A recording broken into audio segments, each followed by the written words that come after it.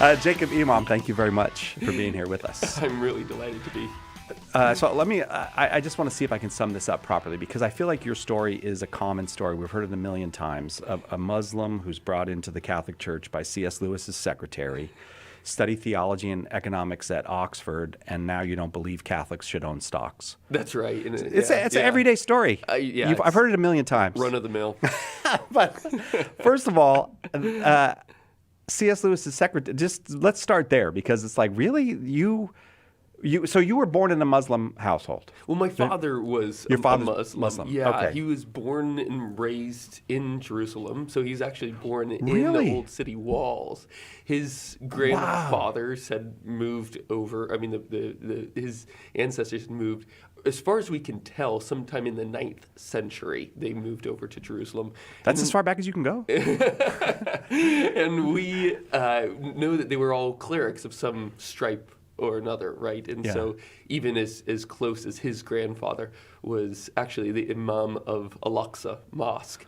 What? Which on the the site of the This Temple story Mount gets better and the better. Dome of the Rock. That's your grandfather, or his grandfather? Your great-grandfather. My great-grandfather. My father's great-grandfather, my great-great-grandfather, was the mufti, of Jerusalem. So in other words, the bishop, I guess, would be the closest. Oh, really? Like that we have in the Catholic Church. Okay.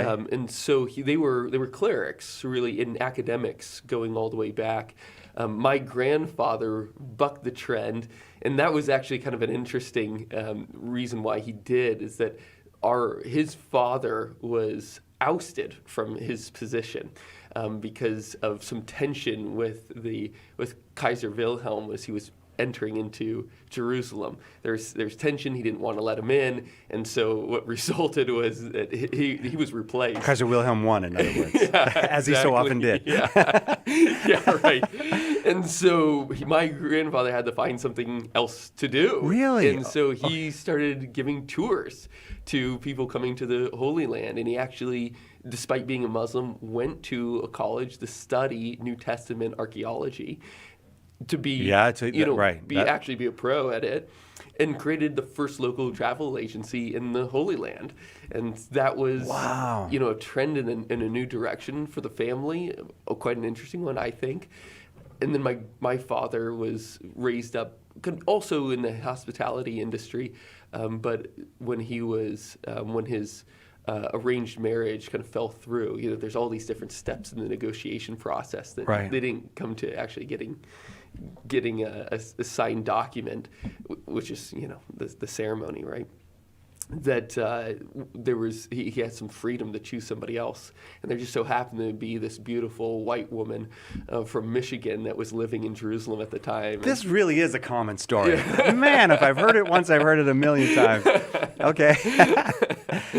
And that was my mom. And why was she there? Why is your mom living in Jerusalem? You know what? It's not that interesting of a reason. She was a study abroad student at Michigan State University, and she was studying hotel management. And so she thought, well, if I have an opportunity of studying international hotel management, why wouldn't I go to Jerusalem? That sounds like fun, right? Yeah. So she was working at the Seven Arches Hotel on I have never been to Jerusalem.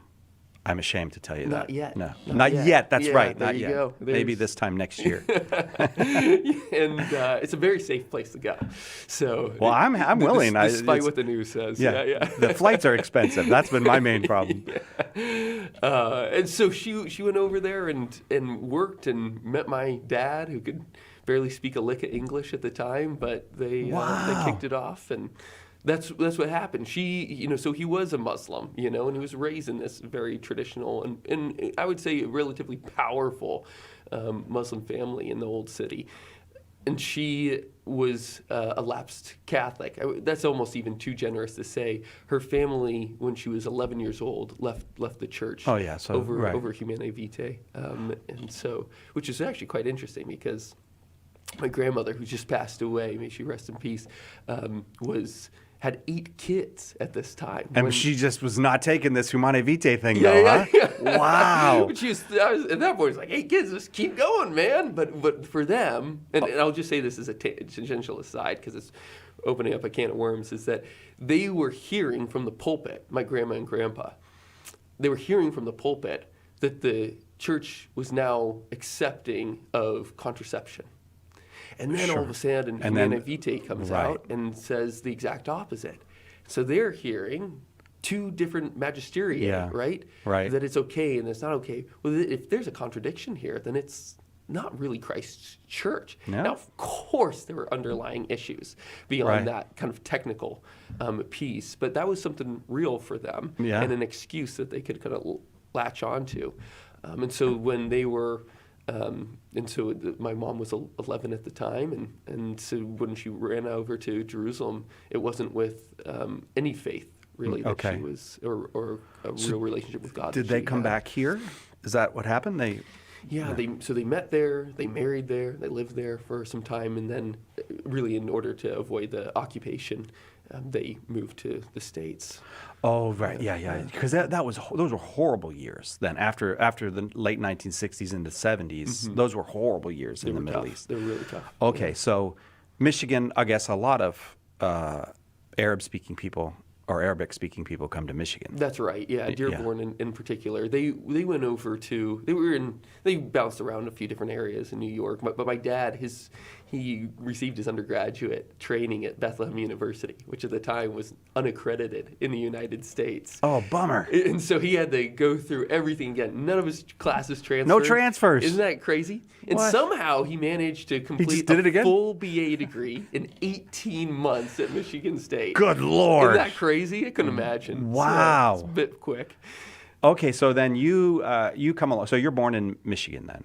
I was New Jersey. Oh, New Again, Jersey. they kept Okay. bouncing around a little Oh bit, yeah, right. All right. So get us fast forward then. So you're Muslim, but from this very prominent Muslim family. Mm-hmm. But you're raised in the U.S. It's a mixed family.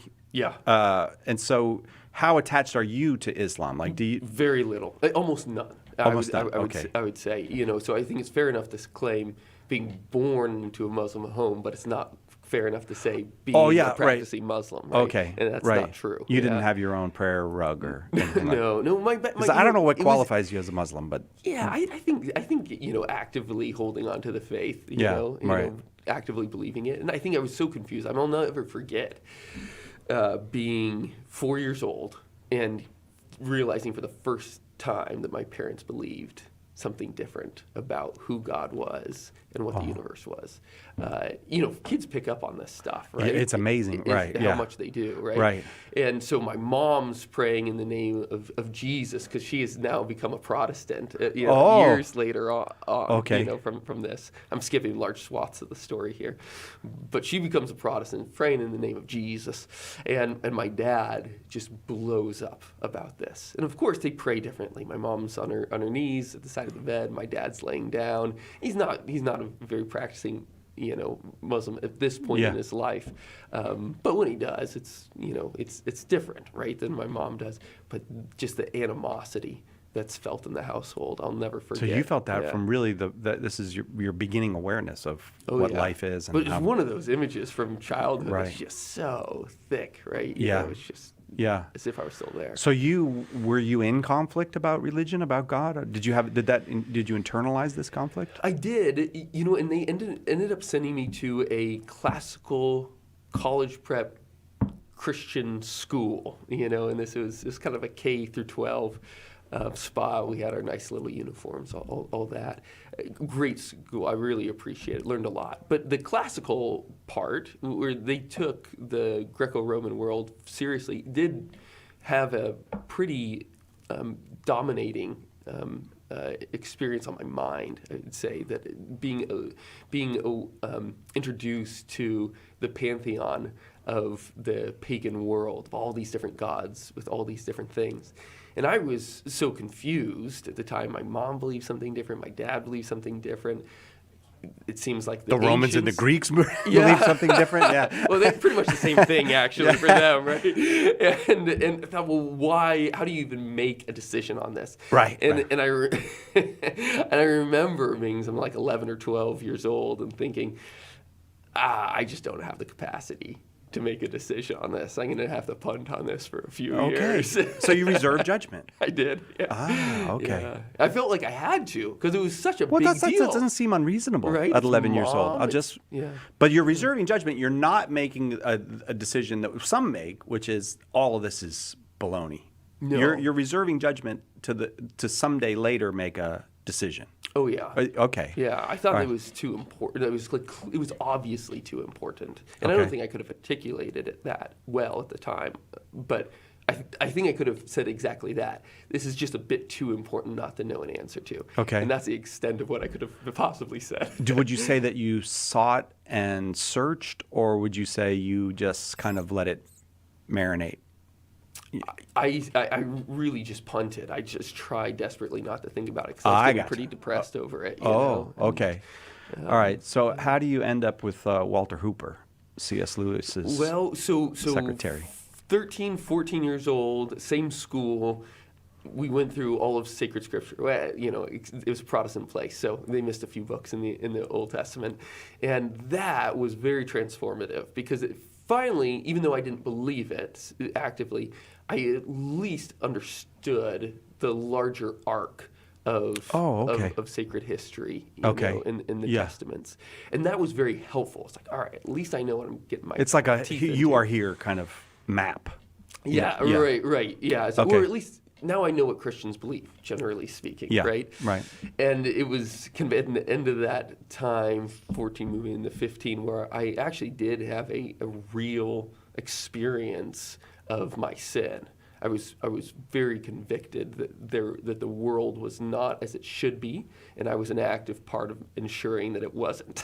And that was something that was so helpful to being able to have a real ability to start answering some of these questions. Do you right? think that conviction was a natural part of your adolescence, or do you think there was a supernatural prompting, or both? But do you see what I'm saying? Do you think that there was grace was pushing you to that? Because it kind of seems like a big insight for a 15-year-old. Well, maybe, but I remember very clearly, it was kind of summer, right before my 15th birthday, going to a church with this girl I really liked at the time, and thinking and listening to this youth pastor who just kind of gave a challenge to all the kids that were there, and saying, I challenge you just for 1 month. Don't listen to any bad music. Don't watch any bad movies. And I was kind of getting on a kick, being like trying to be an athlete and stuff like that, about discipline and all that stuff. I said, it's like, and he said, oh, and this is what made really, sunk the nail into the coffin was, he said, I bet you guys can't do it. I was like, I will show you, A good youth pastor. Yeah, I know. Now, thinking back, it's like, that was a really interesting choice that he made, but man, it worked for me. And so it was not for any kind of moral conviction or even exercise. Yeah. I'd say it was purely one of discipline.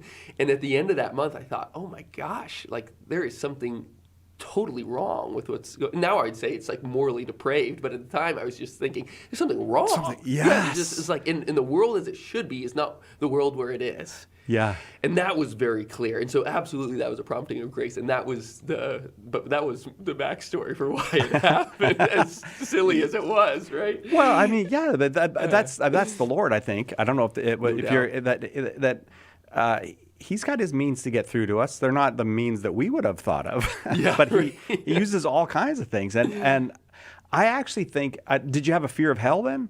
No fear of hell? Not at all. No, that was Okay. not. I don't think. Okay. Yeah, no, I don't think so. Yeah. You just it was an observation about this world that This world. it could be this, it's not that. Yep. But also this was personalized to you by the fact that you couldn't do it. You couldn't be good. Oh yeah. The good person that you wanted to be. Oh yeah. Is that right? Or just thought that I should be, and so that's Yeah. when it was very helpful to then say, okay, now there's some marker, some precept that I now have by which to evaluate other things, right? And so it was very easy for me to say, okay, so all that pagan, the Greco-Roman stuff, that's wrong because those gods are just as arbitrary as, Right. as we are. Right. And they can't provide a standard. I mean, this is the classic Euthyphro problem, right? That Plato brings Yeah, up, right? right. And so where does goodness even come from? Had you read the right? Euthyphro No, at that point? No. Oh, so this is a felt experience Yeah, of the problem of what is good and where did it come from? Right, absolutely, but not not a unique question is what I'm trying to say by referencing something very old, right? And so that was just immediately I could dismiss. Then the second thing was my father's faith, right? And from seeing the character of Allah as described in the Quran, that I was not convinced that he really was willing to be long-suffering in the way that the text sometimes claims. And so seeing the world as it was, as perverted as I was then experiencing it, I was thinking it just is unconvincing that Allah would actually let it exist for this long without like going, knock it off, people. Exactly. Yeah, right. Like, and just sending prophets wasn't enough. Yeah. Like it just didn't square with the character that was described of him. Like the story and the character didn't seem to mesh, and that was the problem. Right. And then I looked over at my mom's Protestant faith at the time, and thinking, oh no, actually this story actually makes sense. And there's not, instead of saying, as Allah does regarding your sin, do better, try harder, there was something that was substantially done to rectify that issue that Jesus Christ did on the cross. Because do better, try harder is not an answer to sin. No, it's not. It doesn't solve the problem of sin. It doesn't heal the problem of sin. Right. But so you experienced the person of Jesus as offering that possibility? Or, I did. Okay. All right. So it's a felt experience. This is not right. Yeah. It's a looking around. Well, what makes sense of that not rightness, or maybe could even address it? And the most appealing, convincing answer is the person of Jesus. That's what I got. That was the best I could do, I think, at the time. And It is the best you could do, actually, Jacob. Not at the time. That is the best you could do. No one's ever done better. That's hilarious. I mean, I couldn't think any harder. I didn't have the capacity to think any more. Like, I didn't have any more training and such, right? Yeah. But that was really, that's what did the trick, as it were, for me. It's interesting to me that it's so many people like who will say, we talk about this crisis of faith that we're in, the de-Christianizing of the world, and people will talk about a loss of a sense of sin as deadly, as spiritually deadly, that many people don't want what Christ offers because they don't experience or they don't acknowledge the experience of what it is that Christ heals, which is sin. Right. But somehow you had the felt experience of it. I wonder if there's anything in that we could take out, abstract from your experiences to help, because the fact is, a lot of people say, I'm a good person. Right. And we don't want to say, well, you're not a good person, but we want to say, are you a good person in the way that you think like genuine goodness is? Because there's clearly a lot that's good about you, but I'm a good person is not an answer to life. Yeah, no, it's yeah, and it's a bit silly, right? Yeah. Because if you actually take somebody out of the context of talking about spiritual things, religious things, they're not going to tell you that they're a good person. They're going to tell you most of the time that like, I'm struggling with this. I'm anxious all the time. Right. I don't have a great relationship with my mom. Lighting up a cigarette, drinking a whiskey, going, I'm a good person. Okay, really? No. But I really think it's like you take them outside that context that's a good of point, metaphysics, and they're going to say, my life's in ruins. Oh, that's right. That's right, Jacob. Yeah. Okay. So I think a part of a thing that was helpful for me was that youth pastor didn't tell me, we're all sinners and you're going to hell and you need the hope of Jesus Christ. Is like, well, would he be wrong to say that? Obviously not. No, he would not, but it would not be effective if he said that. What was truly effective was me realizing the truth of that claim that he never made. Yeah. Right? And so that is, I think, one of the things that I love about Catholicism in particular. The Protestantism does not do a good job of is recognizing that this is a world that was made to live in.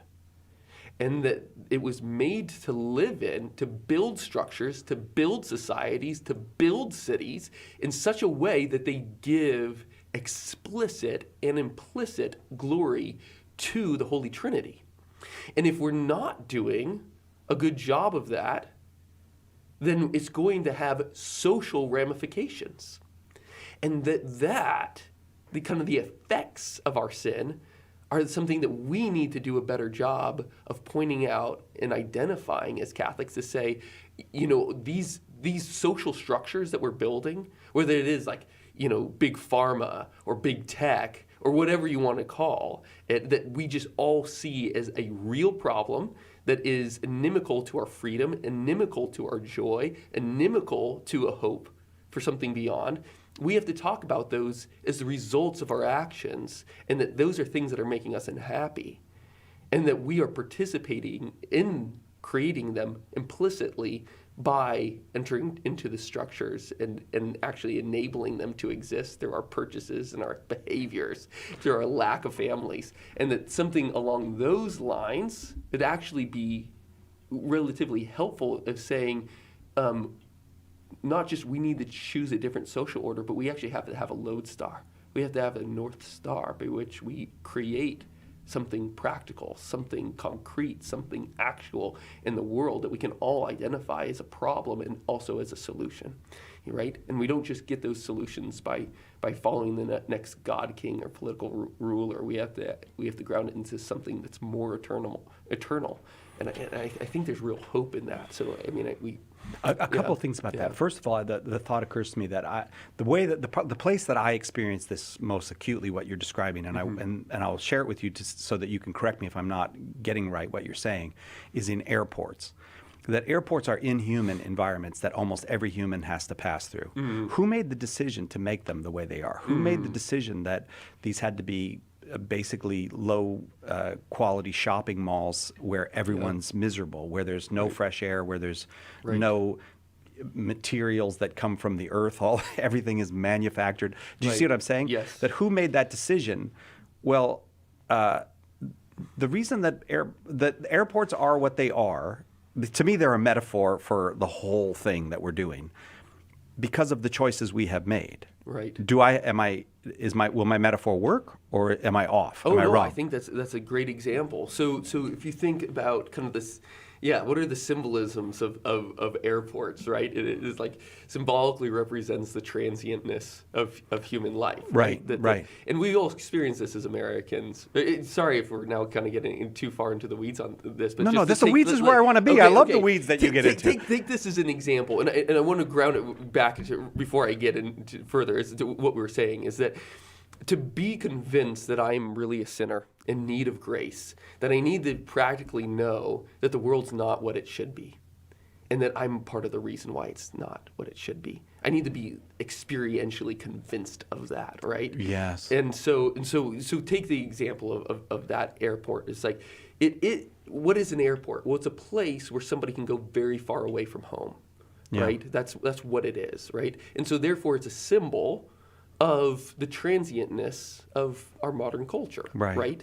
And we all experience this. The places where we're born and raised is often not the places that we now live and work, right? Oh, absolutely. Right. Yes. And so the the airport is kind of a symbol of that larger problem in American society, right? Impermanence, transience, disconnection, atomization, all those things. Right, exactly. And so you think, well, why is it that we are so depressed and anxious and on meds today? Well, there's many reasons, but a big one is that we don't have any actually don't have any friendships, right? Friendships take time. They take patterns of life that mean that I am completely dependent on you and you are completely dependent on me. Right. That we have built up these habits of self-giving towards others that are based in a memory and a history that takes a long time to build up. Yeah, right? Friendships actually take time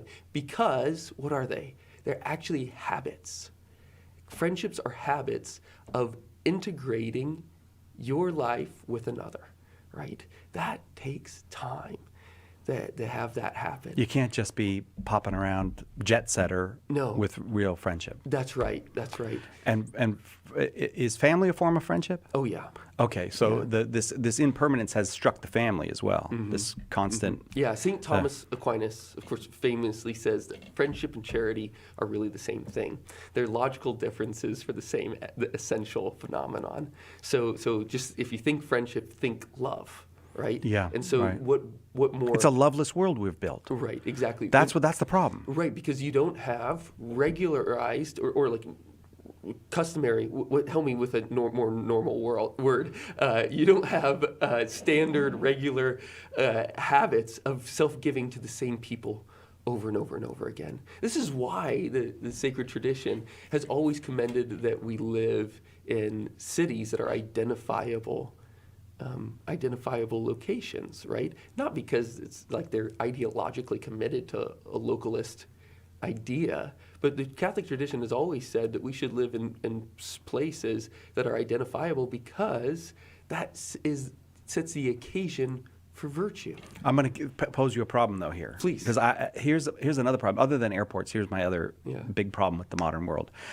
In the last month, I've been in Duluth, Minnesota. I've been in Covington, Kentucky. I've been in Fresno, California, and at where the freeway meets the town.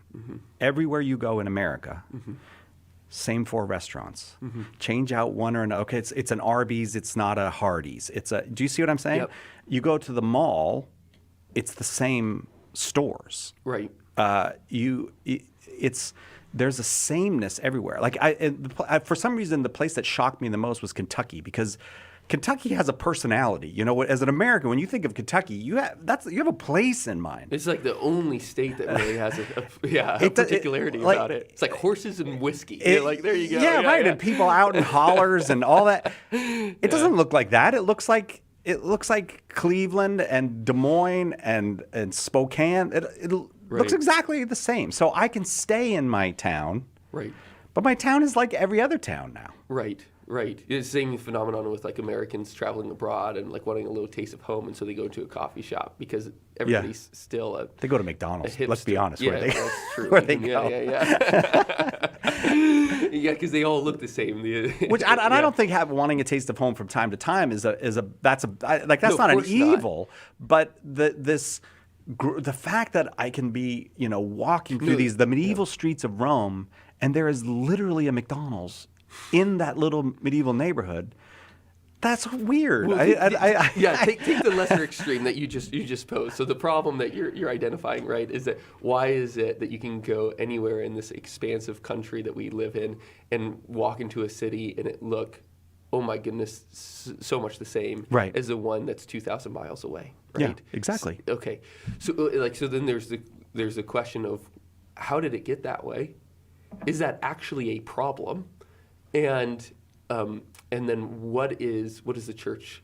Does the church have any principles or precepts that we can use to analyze it? But right? I think weren't you saying it's a problem when you're saying I do think it's a problem. That local and long term and with roots and all if those are essentials to truly human living, then the McDonald's on every corner is actually a problem. I'm not against McDonald's. Why is it a problem? I mean, I think it is, but I don't think we've gotten to the reason yet. Because it makes, I think I'm borrowing this from Walker Percy, but it makes every place a no place. Yeah, right. I think that's what he said about it.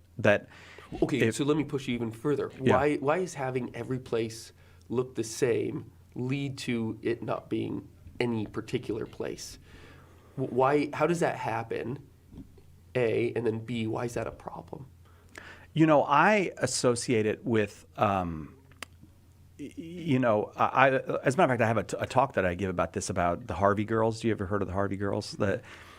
Harvey was the first guy that dressed all of his employees in the same clothes and fed the Harvey House restaurants were everywhere the railroad stopped out here in the West. Oh, cool. So he was in the 19th century. He was the Ray Kroc of the 19th century. Gotcha. Okay. And that since Harvey, everything has become more about efficient systems and identifiable brands, so that people no longer feel they live in a natural world. They feel they live in an artificial environment. And that's what I think is the problem. McDonald's is more artificial than it is natural.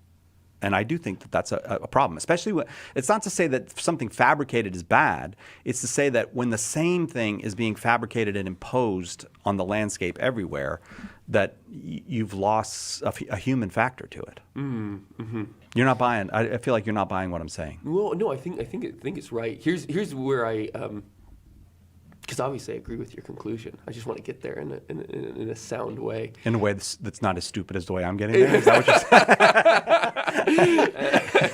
I think, look, like God gave us the world in the beginning, Right. right? You know, it's like He created the world. He then sets man in it, and He commands him to till and to keep, right? You know, this is like the only story in the ancient world where God gives man work prior to the fall, right? I mean, that was right. in Yeah. Hesiod, think about it, like for the ancient Greeks, it's like there was the fall, like this divorce between the gods and man, and then because of that Now you gotta work. shot relationship, then they're gonna make you work and turn you into slaves and such, you know. So that is a big difference from Catholicism, which says no, work was not a curse. Work is a gift, right? And so that means that what does that imply? I mean, many things, obviously. A big one, of course, is that man was given the natural world to turn it into, and I don't mean this in a negative way, an artificial one, right? Yes, I don't dispute that. No, Jacob. I know right. you do. Obviously, Right. You just said that fabrication's not good, or not bad. bad. Excuse me. That the distinction between more and more of an artificial world versus a natural one is where I'm balking slightly to say, well, it's what is the nature of the artifice that we're making?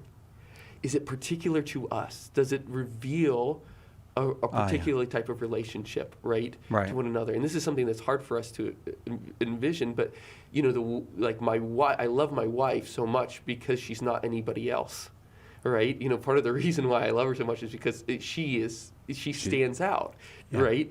You know, think about the Song of Songs, right, where the beloved is singing like the apple tree amidst the forest is my lover amongst men, right? This is like you can walk into a forest and there might be what so a many beautiful. That's That's so great. That's It's just great. it's like there is something different about this tree, man. You Right. know, it's not the same, right? And that's that's how I feel about my wife, right? Is that she just stands out amongst everybody, and so there's something unique and wonderful. And as a result, we start to build up our life in a way that's also unique and hopefully also wonderful, right?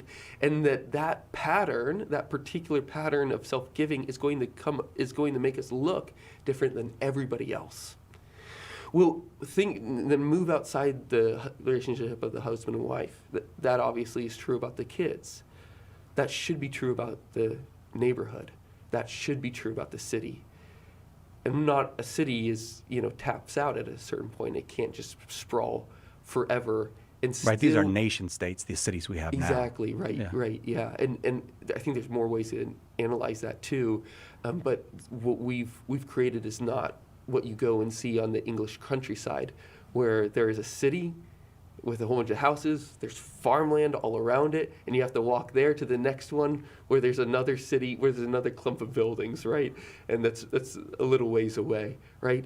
You can never tell where our cities start and where our cities end. And that's right. We have to put up signs. We now leaving, San Diego County or something like. And that's the only way that you would ever know, right? I mean, yeah. that's crazy. And St. Thomas, in his treatise on kingship, says that part of the way that you will know that a city loves money and sets it as its proper end, like its purpose of existing, is that you'll never be able to tell where one city ends and really, another he begins. saw that. He sees that. Wow, wonderful. 800 years ago, right? Yeah. I mean, amazing mind, right? So that is definitely a telltale sign that our cities are in love with money. Why does he say that? Because everybody's going to be a merchant, like meaning that everybody's going to be principally dealing with money as their mode of occupation rather than building and supplying things or growing and raising things that you're then handing off to another, right? That we are all become middlemen, right? That's what a merchant is. And so insofar as we've entered into this cash nexus or this monetary economy, and we're dealing with money, we want to make sure that the flow of money to the next town is as seamless and as easy as possible. And therefore, we're going to be building up businesses all along the way to the next place. And therefore, the next place, which is just another set of businesses, is going to be a seamless And that's what transition. I see when so that's what you're describing, the roots of what I experience as unpleasant. Which when I go to Kentucky, I want it to be Kentucky. Exactly. I want to talk to people that don't have the mid-Atlantic accent, that have an actual accent. And then you do. Accents actually persist pretty well. But they're diminishing. I mean, over the course of the last 100 years. Have they diminished? Oh, tremendously. Oh, I didn't know that. So yeah. And part of that's television, right? Sure. It's just like right. Everybody's got to talk like Walter right. Cronkite. Yeah. Right. But you see here is like if you've set commerce and business as your proper end for the country, that's going to inherently be inimical to the life of the uniqueness of self-giving that I was talking about with my wife and my kids and my neighbors and our friends, right? Is that we're not going to get to a place that's really unique anymore because everybody is different. I mean, that's part of the glory of God. And when we talk about individuation or like the individual, that's the proper way of talking about it, that he is different from everybody else and therefore has a unique way of giving himself to another. Right? Now we just talk about it in this like insane way as if we weren't social creatures anymore. No, right. Yeah. There is, and I do think people recognize this is insane how we're living. Not everybody does. Actually, there are a lot of people who will make justifications for this way that we're living.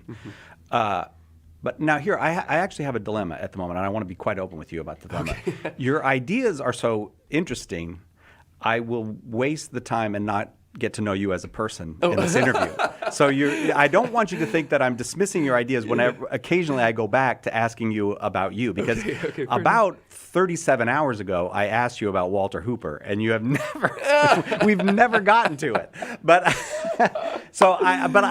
really I feel like I could talk to you for days, Jacob. So I'm not, but I occasionally I want to bring it back to how did we get here? I would love to talk about Walter. So I was trying to get all the way to the point where I ultimately became a Protestant. Okay. And to make a long story short, I mean, this is actually where my story is very common, is that at some point I just saw that there was a problem in Protestantism. It's like, how do you have certainty, right? And for me, in a nutshell, it came about with two issues very close to every Catholic's heart, and that was the Eucharist and that was baptism. And I was asking all the people in my Protestant church, what are these things? And nobody could give me a sound answer. It's like, well, some people think that you baptize as an infant, others as an adult.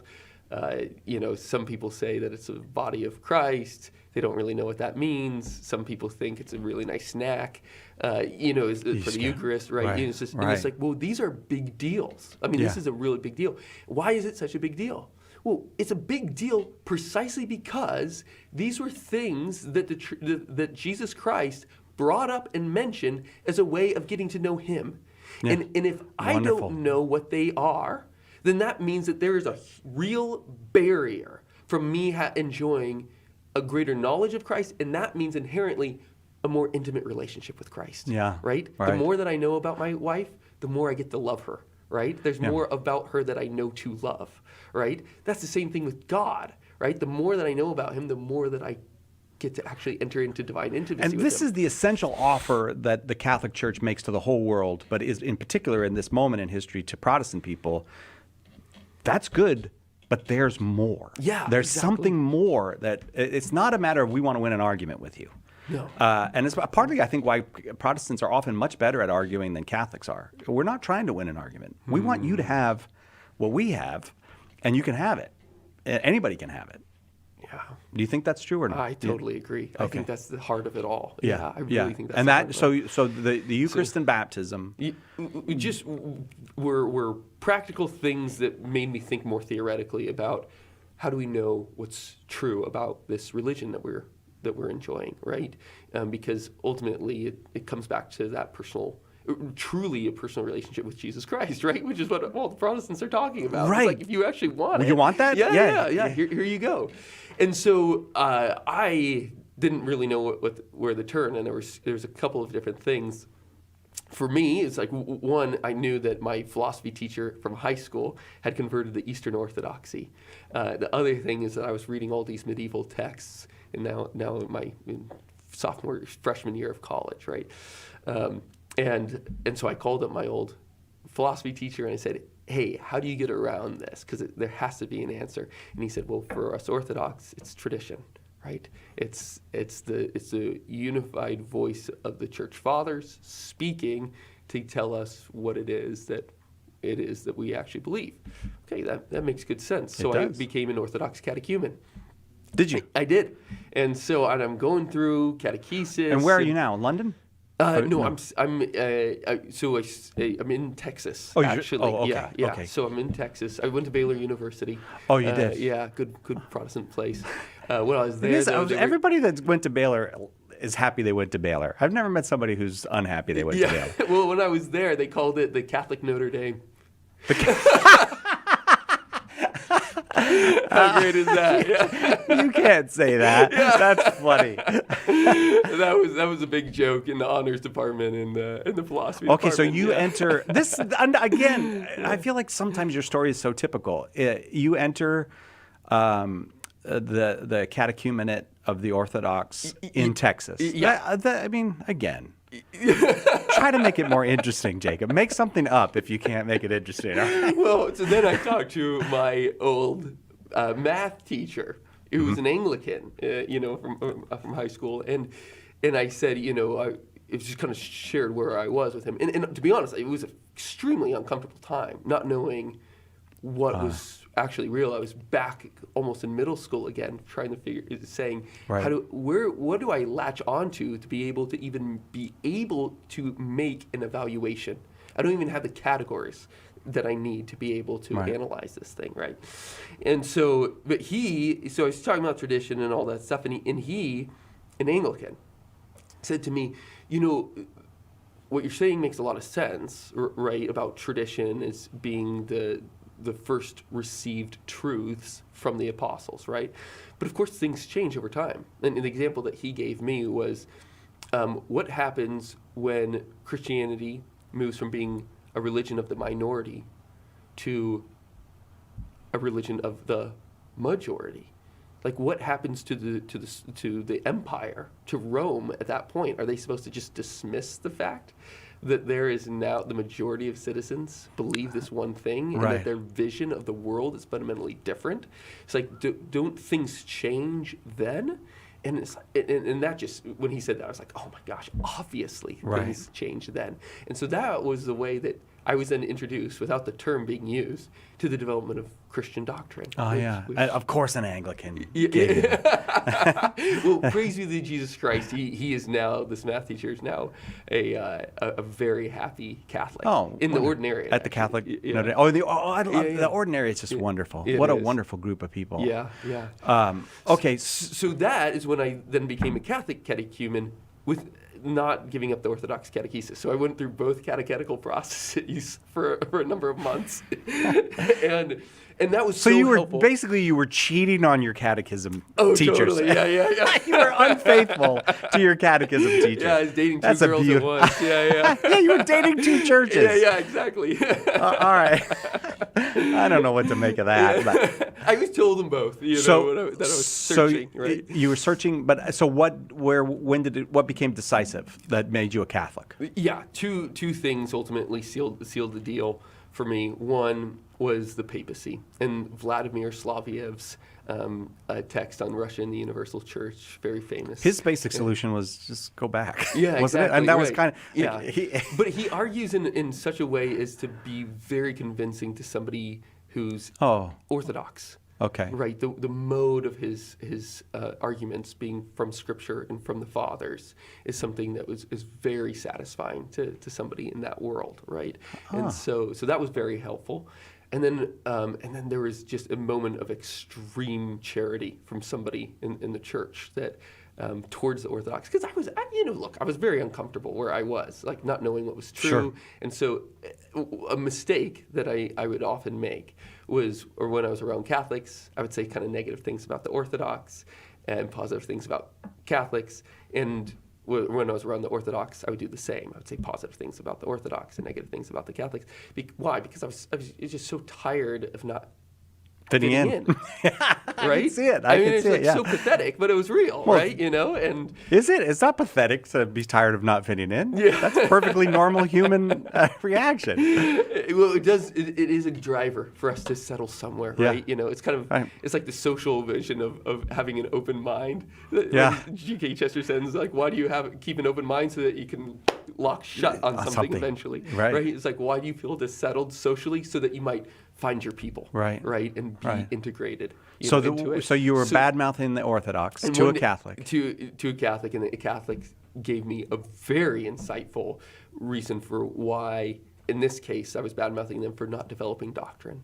And they said, well, they've been under persecution for over 1,000 years. That's not a strong environment in which to develop doctrine. And that was so moving to me, his charity towards the other side. I thought, oh my gosh, Isn't that funny? It's just so interesting. Yeah. So again, that made me even more disposed to receive the truth.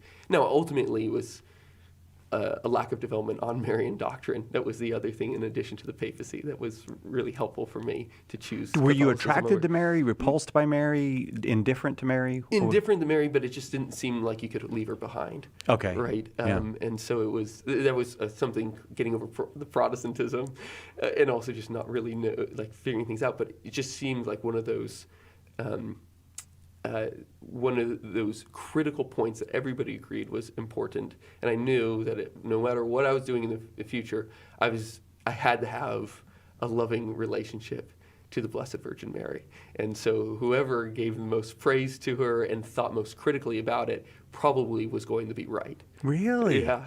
Yeah, well, your mind is really something. It's interesting, the little kind of standards that you establish. But Right. that's a perfectly reasonable standard, but who thinks of that? So anyway, so those were kind of a couple of things. And then I did move to England.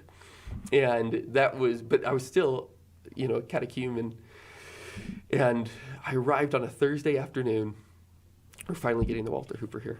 And Friday... Well, sorry, the interview's over.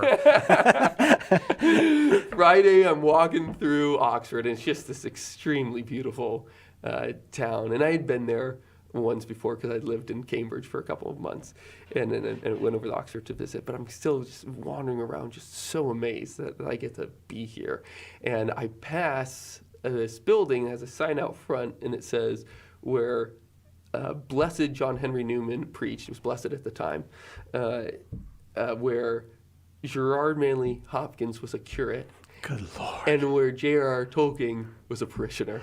And I thought, well, I'm Go going to go there. Yeah. So the next, Wow. and it said, Saturday Mass, 10 a.m. So I thought, okay, great, I'll go. And I did go, and after Mass, I'm looking around for somebody with a collar on to speak about carrying on catechesis. And there was somebody with a collar, and he's talking to an old man in the back of the church. And so I kind of go up and I let them have their distance a little bit, but they beckoned me over, and I told them my situation. Hey, just moved here, want to continue on with catechesis. And the man with the collar on said, oh, I'm actually not the one that you want to speak with. And he starts looking around, and the old man with him said, no, he's not the priest, he's the bishop. Oh. And I just didn't know what to look for. Right? Yeah. He wasn't wearing any purple. I can't remember a pectoral cross, but anyways, I probably just didn't know at the time. Probably it would be obvious to any Catholic. And he turns around and kind of, a little bit startled about being out. He says, well, this is the man of Oxford. This is Walter Hooper. And, of course, as you said, Walter was C.S. Lewis's secretary at the end of his life and then managed his literary estate after his death. And it really is the reason why C.S. Lewis is still well known. It really is the reason why C.S. Lewis is as well known today as he is. Lewis's books were all going out of print Walter came up with this brilliant idea to bring everything back into print in the way in which he did it. That's a whole nother story. But we owe a lot to Walter for that. And I owe a lot to Walter personally because he was so excited to hear that I was a catechumen that he really took me under his wing. He taught me, really how to pray the Mass better. He taught me the prayers of the church in a way that was so paternal, so fatherly, so loving. I had just lost my father a couple years before, and he filled a paternal void in my life in a really profound way. And so some months later on, when I was coming into the church, Walter was my godfather. So, Wow. And what year was this? 2015, 10 years ago. 10 years ago, you came into the Catholic Church. And then when did you start criticizing the Catholic Church? How long after I had such rose-tinted spectacles on for the first few years. It's like every priest is a saint, Yeah. Were you, the coming, this was the resolution that your life needed? Mm-hmm. You did feel, I'm home now.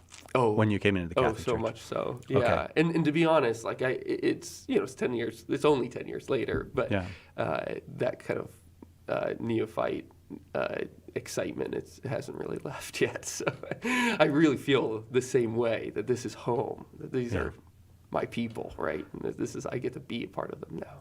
Well, I joke about you criticizing the church, but there is one thing that you are known for that I think you know what I'm going to ask you about.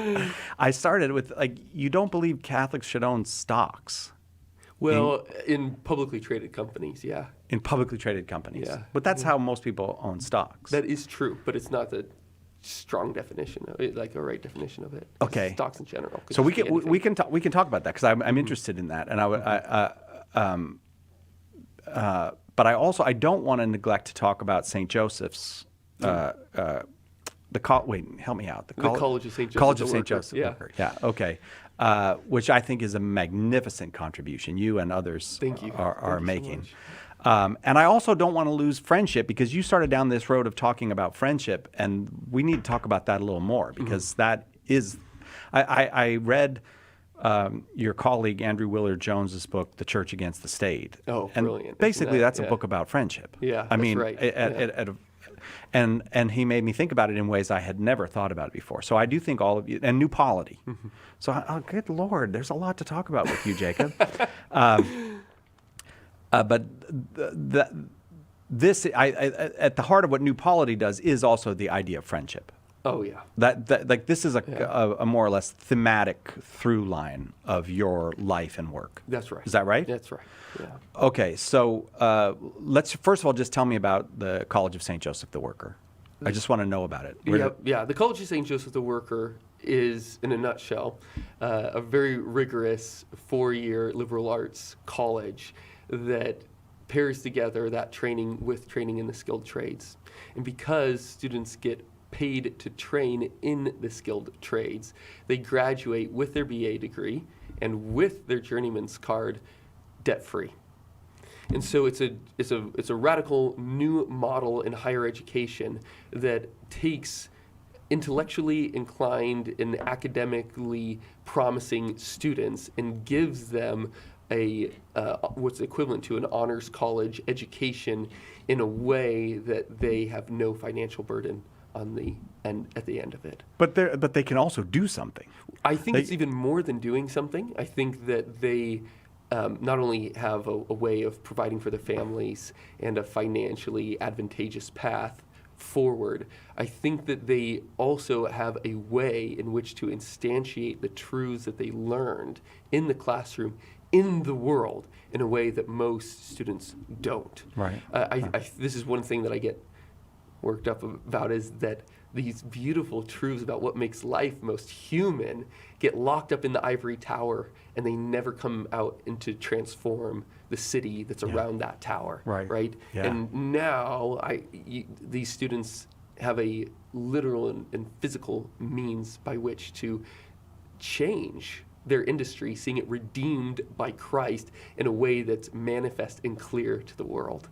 And so I think in a nutshell, like you're just cutting to the chase, and I can make this argument later, that a liberal arts education is almost least wasted on a tradesman because it gives him a way of having independent means, which allows him to have more of an independent mind, which enables him to be more of a leader in his community.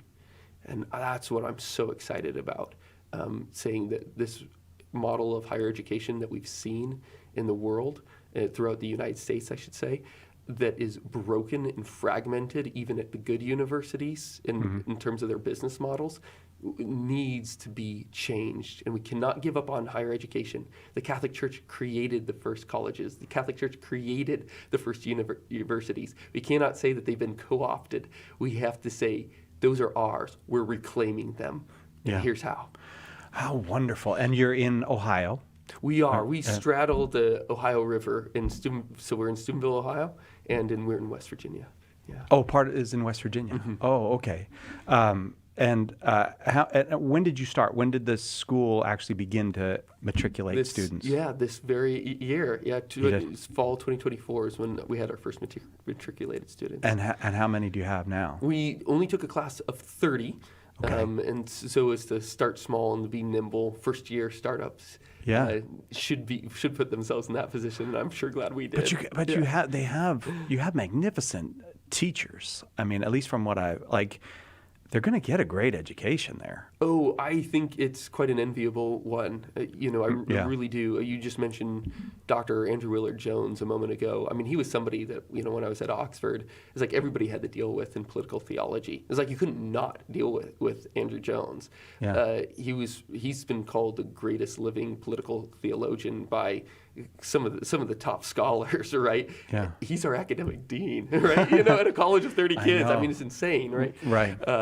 Professor Mark Barnes is there. Professor Jared Goff, who is just, I think, to be perfectly honest, in terms of just speculative theology, I can't think of an American who's better and whose speculative theology is more precise, scholastic, and truly prayer than Dr. Jared Goff. He's arriving in the fall. I'm so delighted about that. Professor Mark Barnes. This is a place that we have a chance of building something new. We it kind of sounds silly to say this, but because we're starting it new, we get to do what we want and said, well, let's just build the best possible institution we can think of. Let's go for it. And that's what we're doing. Good for you. Yeah. And so was it born out of New Polity? Or is it what's the association there? Yeah, great question. So in a certain way of thinking about it, every university has a university press, right? Yeah. There's Oxford University Press, there's Cambridge University Press. New Polity is in a certain sense our university press. So it's a completely independent institution that operates with its own juridical board and its own legal status. But that's the publishing house that the professors send their stuff to. And it is fair to say that the way in which New Polity is a think tank for Catholic social teaching is trying to radically think about how Christ redeems the social order, right? That drove us to think about all these other things. Like, what are the other institutions that we could start to actually make a manifest difference in the world, to show the love of Jesus Christ to the world? The university was one of them. Is it fair to say, New Polity is, it seems to me, again, correct me if I get these things wrong. Mm-hmm. It seems to me that at some level, New Polity is a reaction against the Protestantizing of Catholicism in the United States. That is, American Catholics began to take on the Protestant story of the relationship to creation. And that story is essentially a negative one. And I don't want to say this in some insulting way, but I mean, many Protestants will tell you, look, this world doesn't matter, only the next world matters. Right. The Catholic Church has never said this world doesn't matter. That's right. Only that is. So it seems to me that you're trying to re-Catholicize American Catholicism. I love how you phrase that. It's What's bingo. Up? Yeah. Yeah, bingo, I would say, yeah. Okay. Because, you do find, we talk a lot about liberalism, whatever. These are technical academic terms. But what you're saying is right. Liberalism is the political philosophy of Protestants. So You're right to say that we're trying to reject those Protestant heresies and say, no, there's so much more treasure that the church has taught us. Chris Check and I were just chatting this morning about Leo the 13th's encyclical to America, saying, hey, you guys are making these big mistakes in the social order over there, and you have this amazing heritage. Don't leave that behind. And that's exactly what we're trying to do at New Polity. I've never read that. I'll have to read Yeah, that. Oceana, I think. Okay. Lum- Pope, I mean, it's not Lumquique, actually Oceana, physically possible to read all of the encyclicals of Pope Leo. I just found out why. No, don't say it on the okay, air. okay, Do okay. not say. Well, all right. Now I have to say it. But Pope Leo drank fortified wine. Yeah, That's yeah. what you were going to say, Yeah, right? that's right, yeah. It's what it was fortified with.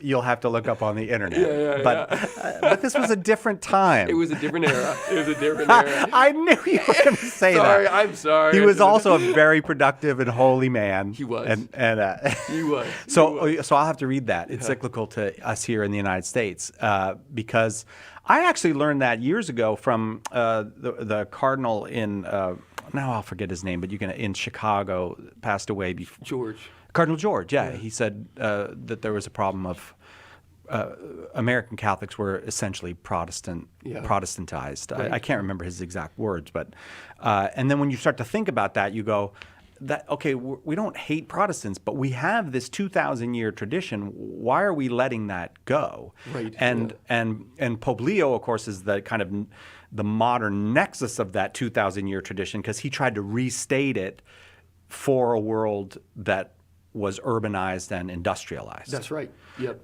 Okay, so what are we getting wrong as Catholics in America? Well, I think that the biggest thing is that we don't think that Christ is actually the king, right? You know, What a great statement. That's right, yeah.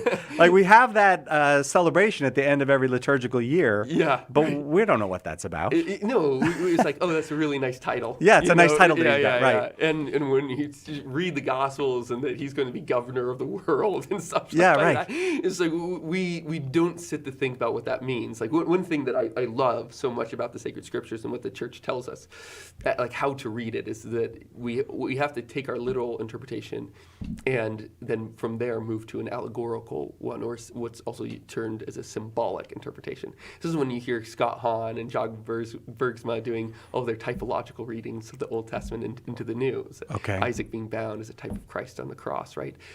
So, but here's why I'm saying it. It's like if you're doing a symbolic reading, it's not just like you're playing connect the dots. It's like, oh, hey, there was a ram caught in the thicket, just as Christ has the crown of thorns on his head. With the symbolic, that's not really how it's done, right? I mean, there's something very right about that. But when the church tells us to have a symbolic reading of sacred scripture, what they're trying to say is hyper focus on what the thing literally is. Yes, right. And then you'll be able to see a different dimension of it to make a connection to something else that's true, right? Right, So then right. you have an essential connection to the life of Jesus Christ. So you have to think. If you won't think symbolically, you literally can't understand the scriptures. That's right. You can't have a literal understanding Yeah. of the scriptures if you, okay, Yeah, I got you. yeah, that's right. Okay. It will be short-sighted. That's very helpful. Yeah. Yeah.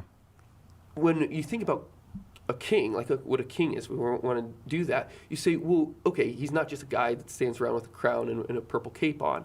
He is one that defines the pattern and order of your life, like where you work, what your celebrations are, how the year, how industry moves, what are the business practices that are allowed, what's the laws that we follow. All of that is implied by a king. A Yes. king has a law that rules how we live, right?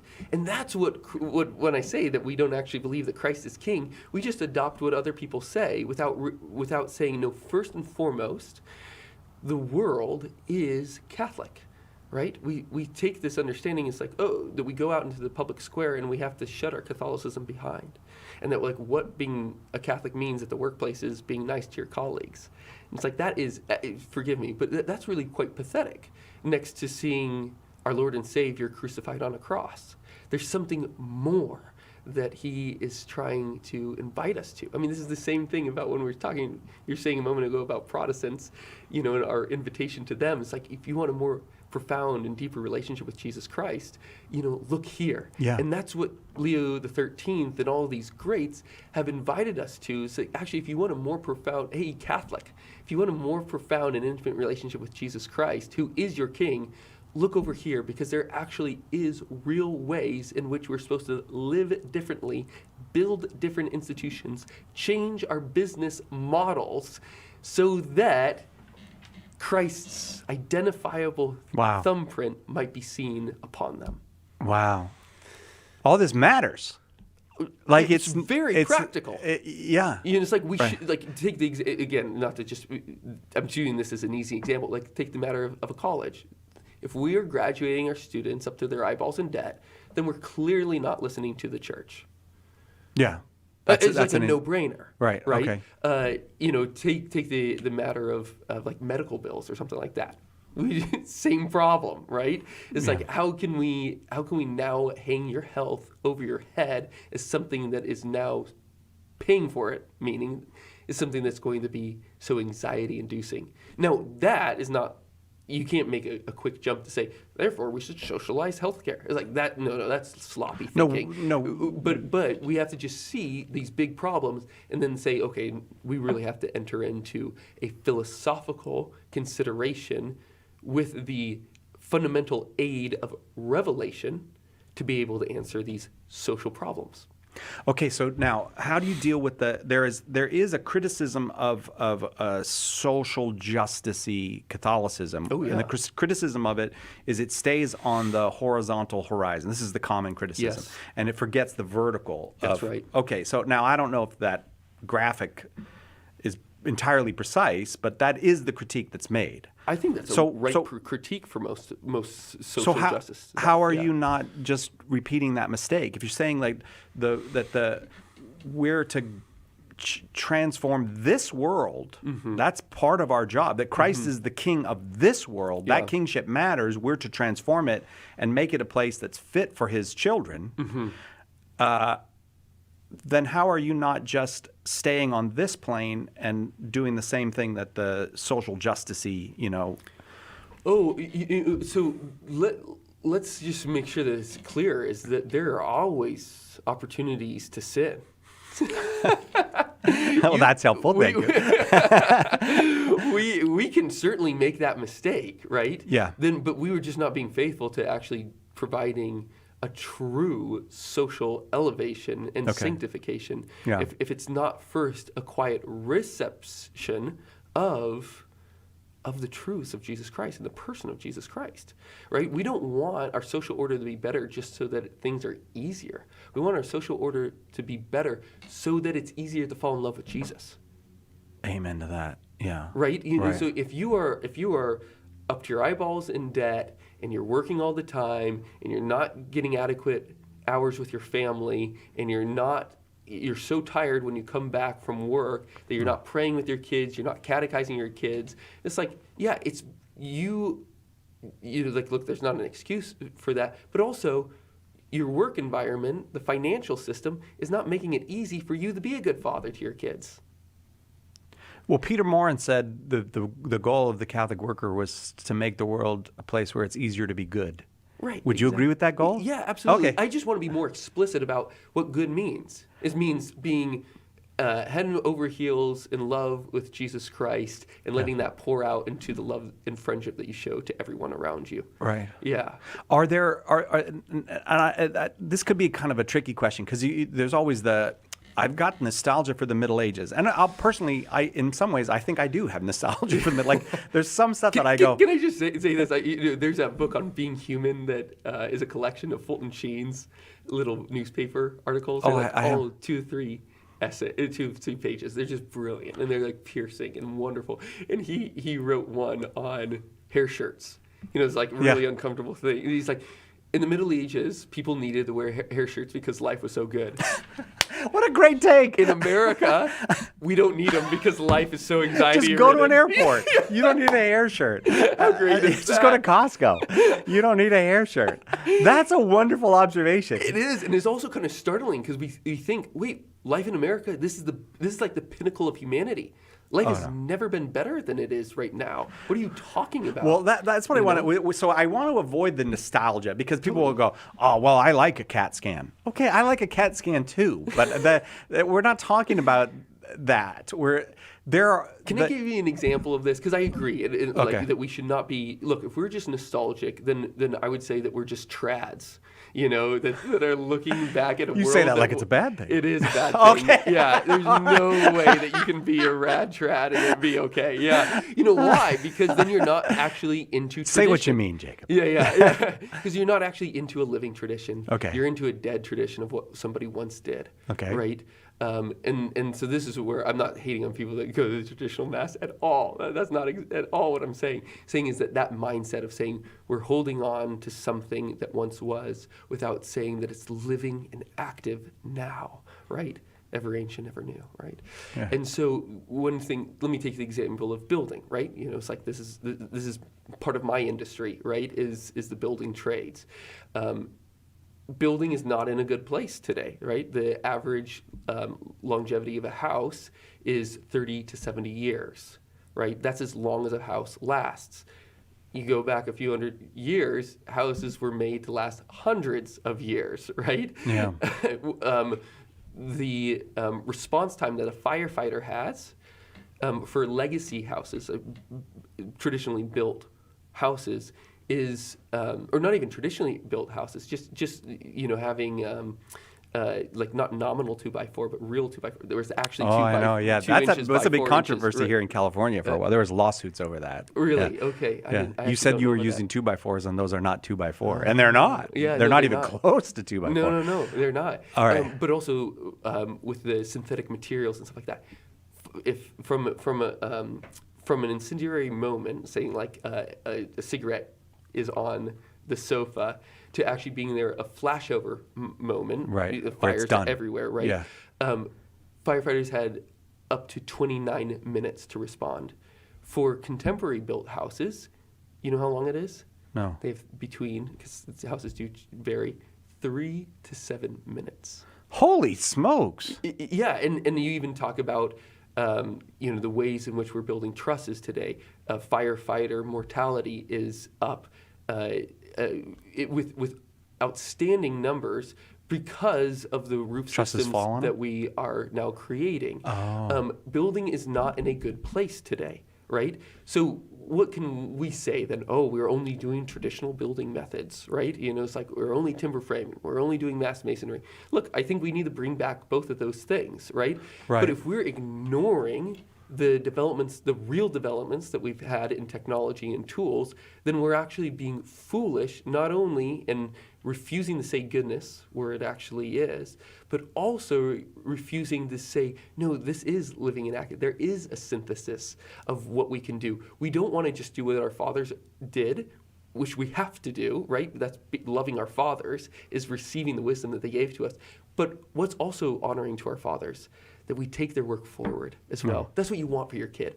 I don't want you to just do what I did. I want you to take this base that I've given you and think about it more, to be able to do it even better than, that's what every father says about their kid. It's like, I want you to do even better than me, man. And that's part of the way that... So you can use rebar in the foundation. You don't have to go, in the old days when they really built these good, there was no rebar in the foundation. Or like we've just found out in 2017 that like salt water is better for concrete. And it's like, but our fathers didn't do that. This is should that be an addition that we've... Do they really find that out? Yeah. That's not just like a thing you made up. Like No. This is like why Roman concrete is superior to... Because they use salt water? American. Yeah, that's one of the reasons that it's a superior composition, right? So I guess technically that's an ancient thing. But think about just the invention. I love the combustion engine. I really like power tools, right? Yeah. There are certain things that we're missing by using, particularly the latter, the power tools, in terms of there's a loss of dexterity. I grant that. You need to be able to use both tools because that is part of the formation of the person, right? But we don't build just to build ourselves. That's true. That's actually the principal reason why we build, so that we build new habits, we build new virtues. But we also build to house families, Yeah. And we got to do Right. that too. You can't use a hand auger on every building. You won't have enough houses for people. Right, exactly. Don't think about like productivity even. Don't even think about profitability. I mean, those are not things that you can ignore. They're very important, but you have to think about what we're trying to provide something. Like for instance, like one of the clients that so the way that the College of St. Joseph is set up is that we have the college that trains everybody in the skilled trades and principally in the liberal arts, and then also we have a construction company that our students work for. Right, and that's how they get their on-the-job training hours, and which pays the students to continue the trade. What a model! It's pretty fun. One of our clients is a guy that has Parkinson's. Right, it's like he needs his house now. We're building it on the same property as his son, which is awesome. Like father-son right together, so that the parents can be taken care of by the younger generation. It's so beautiful, and so but the guy's like hurting. He's physically declining. We got to move fast. The methods that we've developed over the century or over this past century really aid him directly. Yeah. Right. That I think is how we need to be thinking about the social order as a whole. Right. And not just having this nostalgia for Christendom. It's that we can't just say we're ignoring what our direct fathers and grandfathers did. We're just jumping over to our distant ancestors, as good as they had it according to Fulton Sheen, right? We have to say no. We are American. We've inherited something good. We now need to go through the hard work of discerning the good from the bad, the wheat from the chaff. And there is something wonderful about being American. We have to identify what the best parts of it are and what the best things that we've developed and to cling to them, because that is part of who we are. We cannot deny that ourselves. If we do that, we're not only denying the love that our Father showed us, but we also are denying the love that our Heavenly Father has showed us as well. There used to be years ago, probably 30 years ago, there was a conversation. I think it was mostly among what were called the theocons of coming. You remember the theocons? No, I'm sorry. Oh, like George Weigel and Richard Newhouse and neocons. They were called the theocons because they were all Catholics. They just happened to be neocons as well. Yeah, but they used to talk. They used to. I think it was Richard Newhouse, God bless him, who used to say that there was a Catholic moment coming. I don't remember if it was him. I may have the wrong one, but in America and now I don't know if he meant like 6 of the 9 Supreme Court justices would be Catholic. That's something we don't want to talk about because I'm afraid somebody will. I don't know that'll contribute to a persecution or something. But do you think that we have, like, when you talk about this love of America? And because it is there is a thing about loving what you've received, and a community is a thing received, a place, a language, a people, a set of habits, all those things. But are you saying that to say that Catholics need to have a moment where they contribute to that? Even I would say to a transformative degree. There is something that we've received, but it needs a moment of transformation. It needs something to turn it into so it can really reach its potentials. I think it's a very profound transition that we need. Like, there is a real room for repentance. Not a revolution. Not like we don't need another French Revolution or an American Revolution or something like that. No, that's foolish and self-absorbed, I would say, right? But it's never stopped me. Yeah. but there is some, like, real repentance, right? And in repentance, as Christ calls us to, is changing our mind, right? Yeah. What are the things that we have been thinking about in a modern kind of neo-pagan way that we need to be thinking about in a profoundly Christian way, right? Got it. Yeah. And I think that we can go through a really long list of that. Do I buy just what's let's take some of these principles, right? The church teaches that we should prefer those who are closer to us than those who are better, right? Because those who are closer to us, we have more reasons to love them and more ways to serve them, right? Okay, maybe we can apply that principle, and I'm skipping some steps here, right? Just to give some examples. that applies to small businesses, right? Because that small business owner is in my town. He's not just somebody that I buy meat from. He's in my parish. His kid is on the same baseball team as my kid is on, right? It's like we prefer him because he's part of us, and there's more reasons to prefer him, not because his products are necessarily better or even cheaper, but because we take care of our own, right? John Paul II very beautifully wrote that we should never be paid for something that we haven't added value to, right? So that makes a big... Where did he write that? That sounds un-American to me. I know, multiple places, and Centesimus Annus is a great one. Go look there at paragraph, section 43 or something like that, I think was where it is, right? It's like, okay, well, just as you said, like all of our get-rich-quick schemes, it's like, well, that's not really a Catholic mentality, right? What we need to think about is, how do I, first and foremost, add value, real value, to families in America? That's how we should be thinking about our business.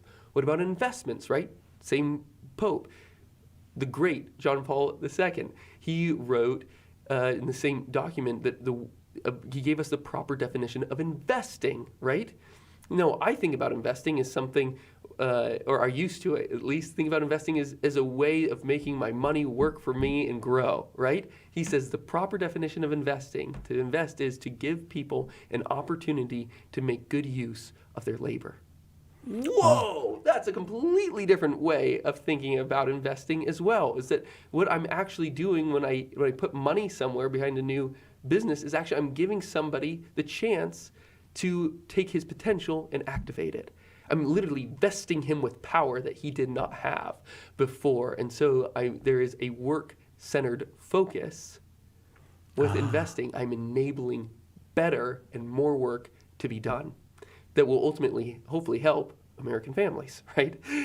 So we can go through a litany of these things. Those are 3 quick examples that I can give about ways in which the church has given us to think that will then go forth to change our behavior. And there's just so many ways I could go with you, Jacob. I hope we'll get to talk many times more in the future. And I don't want to keep you from Mass. We have Mass in 15 minutes. Oh, great. So I want to circle back because you agreed with me that it is the through line of what New Polity does. And I think the themes of what you do and what your kind of work is this idea of friendship. And there's a terrible loneliness in the world. Mm-hmm. I really have gone into some of these big box stores a few times and felt like I don't know if I've ever had an anxiety attack, but I think I could have one in here. Like you just have this feeling of overwhelmed, and you look around and people don't look happy there. They look really intense. I don't know what their own interior emotional experience is, but there's lots of goods there. I don't want to minimize those goods, but I don't think those are good places. So how does friendship transform what we've got? If we pursue this idea of friendship, if we take seriously that we are made for friendship, certainly Christ himself, friendship is the theme of what he does. I no longer call you slaves, but friends. Yeah. So if we've been offered this friendship with Christ himself, friendship with God through him, and so then I would think that the meaning of Christian life then is that we are liberated to be truly friends to one another. Yeah. How do we live then now? How do we... Just answer that, and then I'll let you go. How do we live? How do we live now? I didn't know that's what I was coming around to, but... Look, friendship is a scary thing, right? Because we are all so addicted to relying on systems that don't fail us, rather than people who can. Right. Okay. And so just like, when you're getting married, it's like, oh man, I'm giving this person the chance of hurting me more than anybody else in the entire world. Oh, and she did. Oh, no. Sorry. I'm sorry. That was personal. I shouldn't have got into that. Okay, go ahead. Right. I mean, that's what happens, right? We all still, I shouldn't say all, like we still get married, right? Right. and there's other reasons why we like they're stronger. Like that's the strongest. Like God designed marriage in a natural way that we would not easily reject it, right? We still do, and we're seeing that all the time, even to the point of like, like in modern culture, calling our spouses our partners, which is ridiculous. Because it's not like if you're, I mean, just think about like a partner in a business. Like if you don't meet expectations, you can get ousted. I hadn't thought about that. Right? Yeah, it's like you don't keep up. But it's like it's so often in a marriage where somebody is not. I mean, the two are not doing 50% of the work. It's like 90-10, or it swings 70-30, or there's this violent switch where somebody gets hurt and they can't do anything. It's like, it's just a terrible way in which to use words, because then it actually changes the way in which we think about the expectations of the other. So so we are like harming marriage, but marriage is a chance of which we are giving somebody a chance to hurt us profoundly, in order to see them grow in humanity and us too, which is the essence of that is self-giving and love, right? Yeah. True humanity is revealed by Jesus Christ, who gave himself even to the end, right? We are unwilling to make those types of vulnerable friendship decisions with others. And that is what's tough. And that's probably that fear of being hurt by somebody or not being trusted by somebody is a way in which we do it. So, so we actually have to ensure that before we just jump into this, we have to make a cognitive decision that I am going to be willing to be bothered profoundly by somebody else, and I'm going to be willing to bother somebody profoundly to actually find friendships. I often use the example that taking from the principle that St. Thomas Aquinas gives, that that money takes a place for where friendship lacks. So to give you an example of that, I could either pay a moving company to help me move my piano or something like that, or I could call my friends to move the piano for me. In either case, I am still just as dependent upon other people. It's just whether or not they're people that I know versus I don't know, somebody that I'm going to have a continued relationship after the event or not, right? I mean, yesterday I got on the plane to fly here, and apparently I'm not joking, my chimney fell off my house. That's not even possible. I don't think that could happen. It's like one of these like metal things and whatever. I was just so embarrassing. I'm such a bad homeowner. But, by the time I landed... You're the guy that founded the College of St. Joseph the Work. I know. And your chimney fell off? I know. It's so embarrassing. Well, anyways, there's reasons for it, but it's terrible. You can tell I put it on myself, right? It's been up for over a year, whatever.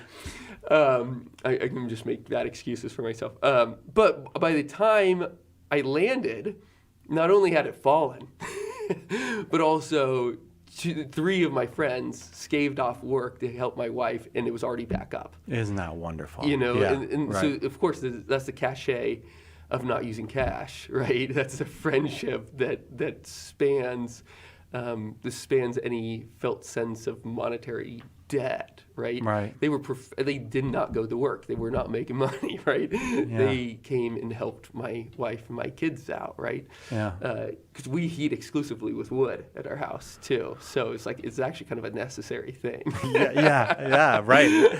Well, the temptations against friendship though are so powerful. I mean, when you talk about all the time we talk about this loneliness epidemic, and I think it was Patrick Deneen made the point, one of the reasons we have a loneliness epidemic is people chose this. People chose their machines over other people. That's right. They chose a life of travel and adventure over having children. Like we don't want to be mean to people, but the honest truth is a lot of this stuff we chose. We chose this isolation, and it's so much easier to be isolated. It's so much easier to relate to Netflix than to human beings. That's right. Yeah, and I'll just take a very controversial example, because that's what I do, I guess. But I had the great honor of talking to Ted Benna, who is the inventor of the 401k. and he's a really good Protestant man, and he profoundly regrets his invention. Really? Which has taken over America, right? I mean, who doesn't have a 401k, right? And he says that it's a monster, and he wants to blow it up. And when he asked why, he says along the way is that that families in America are not what they once were. When asked, it's like, well, what did people do before the 401k? He said it was never a problem. Nobody thought about it. It was like at Christmas dinner, you'd have a conversation behind your mom's back about how you're going to take care of her with your siblings. And he right? thinks that we don't have that because we have this other luxury, so to speak. Right. Well, now retirement's your own problem. Instead of your kids figuring out behind your back at Christmas, now you have to be calculating. You have to be an accountant, like figuring this out and making these projections and guesses about what life's going to be like in the last 10, 20 years, right? And he's saying that there's a perfect example of St. Thomas's principle, how friendship is, or how money is taking place for where love lacks, right? Yeah. And I don't want to make I'm not deriving from this, therefore we should blow up 401ks, right? I think there's other arguments to be made there. I'm just showing how one social technology that we've created has radically transformed what we did before and made it more and more impersonal as time goes on, right? Yeah, I see what you're saying. yeah. Yep, more impersonal, right. I'm going to let you go to Mass. I do want to you. talk to you many times. Founder of New Polity. Well, co-founder. Co-founder of I'll claim just founder for that one. for College of St. Joseph the Worker. Congratulations on that. Father, chimney installer, theologian. Poor chimney installer, clearly, yeah. One thing you have made me feel good about is I am going to be entirely dependent on my children. So I feel good. I feel better about that now that I've spoken to you. Don't forget that, kids. Yeah.